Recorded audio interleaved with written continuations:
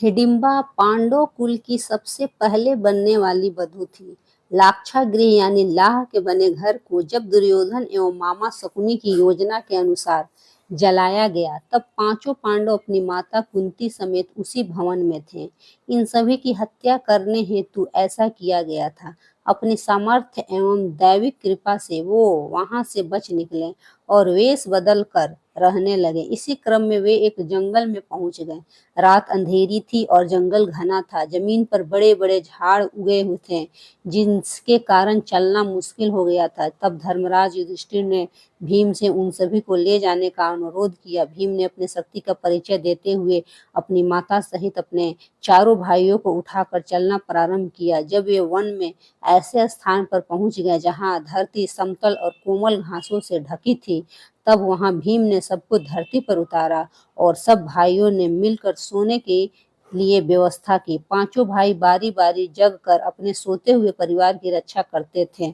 इस बार भीम की बारी थी। वह जंगल अपने वृक्ष, चट्टानों सहित काली शक्तियों के प्रभाव के कारण मायावी था तथा एक शक्तिशाली एवं मायावी राक्षस हिडिंब का राज्य था।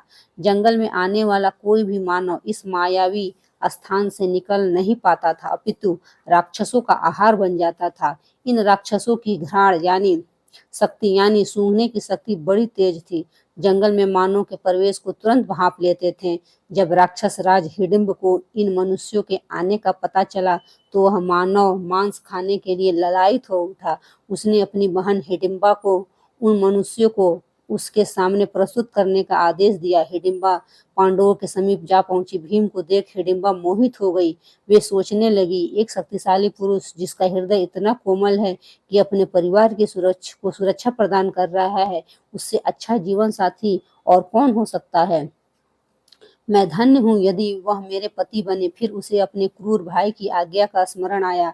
देवी हिडिंबा ने अपनी मायावी शक्तियों से स्वयं को एक सुंदर युवती में बदल लिया और भीम के पास गई। पहले जंगल भटकी हुई युवती की भांति अनेक प्रकार की बातें कही। फिर जब भीम ने उन्हें रक्षण देने की बात कही, तब वो वहीं पर बैठ गई। हालांकि आराम कर रहे अर्जुन एवं युधिष्ठिर को देवी हिडिंबा पर धीरे धीरे संदेह भी होने लगा था, परंतु उन्होंने सुरक्षा को ध्यान में रखते हुए सोए रहने का स्वांग किया। आसपास क्या हो रहा है इस पर चुपचाप ध्यान दे रहे थे। इधर देवी हिडिंबा ने भी यह सच छुप नहीं रहा था। तब उन्होंने भीम को बता दिया कि मुझे मेरे भाई राक्षस राज हिडिंब ने अपने आप सभी को भ्रमित कर उस तक पहुंचाने के लिए प्रतिनियुक्त किया है, परंतु आपको देखकर मैं आपसे प्रेम करने लगी हूँ। मैं आपसे विवाह करना चाहती हूँ।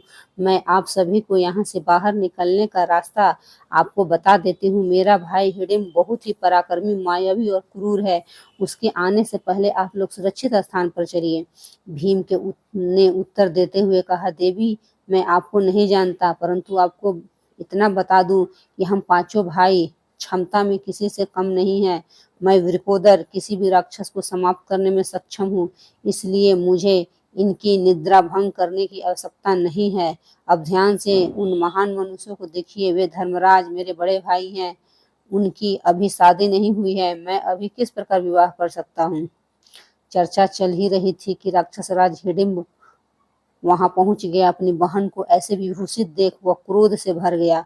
अपनी बहन और सभी पांडवों को मृत्यु दंड देने का निर्णय लिए। दूर से ही अपने भाई के घातक रूप को देख देवी हिडिंबा भयभीत हो गई और भीम को अपने परिवार को जगाकर सुरक्षित स्थान पर ले भागने को कहा, परंतु वे कह भी किससे रही थी। महाबली भीम से, जिन्हें राक्षसों और जानवरों से लड़ना पसंद था।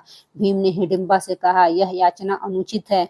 मैं पीठ दिखाकर भागने वालों में से नहीं, ना ही ऐसे राक्षस की उद्दंडता के लिए अपने परिवार की निद्रा भंग करूंगा। युधिष्ठिर एवं अर्जुन सतर्क हो सब सुन रहे थे, परंतु सोए मनुष्य की भांति स्थिर थे। भीम ने क्षण भर में हिडिंब को पकड़कर घसीटते हुए दूर स्थान पर ले गए। यह देख युधिष्ठिर एवं अर्जुन उठने का स्वांग करने लगे। उन्हें जागता देख हिडिंबा ने विनम्रता से पांडवों को सब बताया। बाकी सब हिडिंबा की बात सुन रहे थे, परंतु युधिष्ठिर एवं अर्जुन का पूरा ध्यान भीम पर था। अर्जुन ने भीम से चिल्लाकर कहा, भ्राता भीम, इस राक्षस का वध अति शीघ्र कीजिए। यह सुन भीम ने घातक प्रहार से हिडिंब के पीठ के टुकड़े टुकड़े कर दिए। हिडिंब का वध होते ही सारे राक्षस भीम के सामने घुटने टेक बैठ गए और उन्हें अपना राजा मान लिया। तभी भीम ने कहा, मैं तुम्हारा राजा कैसे हो सकता हूँ? तुम राक्षस हो और मैं मनुष्य हूँ। तब उनके मंत्री ने कहा, हे राजन, हमारे यहाँ परंपरा है कि जो हमारे राजा को मारता है वही अगला राजा बनता है। एक शक्तिशाली राजा ही अपनी प्रजा को सुरक्षा प्रदान कर सकता है। और प्रभु, आप तो राक्षस राज हिडिंब से भी अत्यधिक शक्तिशाली हैं। यह सुनकर भीम ने कहा, परंतु मैं आपका राजा नहीं बन सकता। तब फिर से हाथ जोड़कर उनके मंत्री ने कहा, राजन, ऐसा ना कहें, बिना राजा के प्रजा अनाथ हो जाती है, जंगल राज हो जाता है। इन सब बातों को सुन कर धर्मराज युधिष्ठिर ने विचार करने हेतु समय मांगा। तभी वहां देवी हिडिंबा आकर पांडु पुत्र भीम से कहती है, हे राजन, कृपया कर मेरे प्रेम को स्वीकार करें, मुझे अपनी पत्नी बनने का सौभाग्य दें। इस पर भीम ने कहा, ऐसा कैसे हो सकता है? तुम राक्षस कुल की हो, मैं मनुष्य हूँ, मेरे समाज में क्या तुम्हें वांछित स्थान मिल पाएगा? तब देवी हिडिंबा ने कहा, मुझे आपके समाज की स्वीकृति की इच्छा नहीं है, अपितु आपके स्वीकृति की इच्छा है। आप यहाँ का राजा बन मुझसे विवाह कर 1 वर्ष तक मेरे साथ रहें। जब मुझे पुत्र रत्न की प्राप्ति हो जाएगी, आप यहाँ से प्रस्थान कर सकते हैं। हम मायावी जाति के हैं, मेरा पुत्र जन्म के कुछ समय बाद ही युवा अवस्था को प्राप्त हो जाएगा, तब आप यहाँ से प्रस्थान कर सकते हैं। मैं आपको नहीं रोकूंगी। मेरे पुत्र के रूप में इस कबीले को उसका राजा मिल जाएगा। फिर रोते हुए माता कुंती के चरणों में गिरकर कहा, माता, एक स्त्री के प्रेम की पीड़ा को आप ही समझ सकती हैं, मुझे अपनी पुत्रवधू स्वीकार कर लीजिए। माता, 1 ही वर्ष की तो बात है, मेरा भी कल्याण हो जाएगा और इस कबीले का भी। माता कुंती ने देवी हिडिंबा से कहा, हे पुत्री, तुम्हारी बातें तो धर्म संगत लग रही है, मुझे विचार करने का समय दो। फिर चर्चाओं के उपरांत माता कुंती समेत सभी पांडव इस बात पर सहमत हो गए। इस प्रकार प्रजा को अनाथ करके जाना धर्म संगत नहीं है। फिर भीम ने कबीले का राजा होना स्वीकार किया, देवी हिडिंबा से विवाह किया और उनका एक पुत्र हुआ, महाबली घटोत्कच।